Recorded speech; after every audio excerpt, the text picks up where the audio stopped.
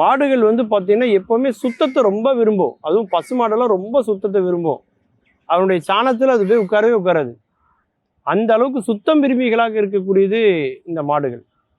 அதுலேயும் பசு மாடு வந்து பார்த்தீங்கன்னா 5 கிலோமீட்டர் தொலைவில் நீங்கள் அந்த மாட்டை எங்கே கொண்டு விட்டாலும் அது தானாக தன்னுடைய வீட்டை கண்டுபிடிச்சி வந்துடும். அதே மாதிரி தன்னுடைய கன்று என்ன அப்படிங்கிறத அது ஈஸியாக ஐடென்டிஃபை பண்ணும். 1000 கன்றுகள் இருந்தாலும் தாய் பசு தன்னுடைய கன்று எது என்னங்கிறத தெளிவாக அது தெரிஞ்சுக்கொள்ளும்.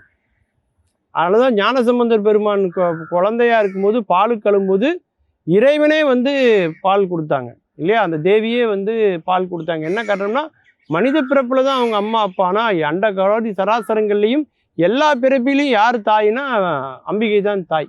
அந்த உதாரணத்தை பெரிய புராணத்தில் கூட நம்முடைய சேக்கிழார் பெருமான் அழகாக கையாண்டிருப்பார். அந்த மாதிரி பசுமாடுக்கு வந்து தன்னுடைய கன்று என்ன அப்படிங்கிறது தெளிவாக தெரியும். ஆனால் எருமை மாடு அதுக்கு நேர் ஆப்போசிட்டு. 2 கிலோமீட்டரில் கொண்டு சுற்றி விட்டால் கூட அதுக்கு வீட்டுக்கு வர தெரியாது. தன்னுடைய கண்ணுக்குட்டி எது என்னங்கிறத அது ஈஸியாக அந்த அளவுக்கு ஐடென்டிஃபை பண்ணவும் தெரியாது. இது 2 மாடுகளுக்கும் அடிப்படை குணாதிசயங்களில் உள்ள வேறுபாடு.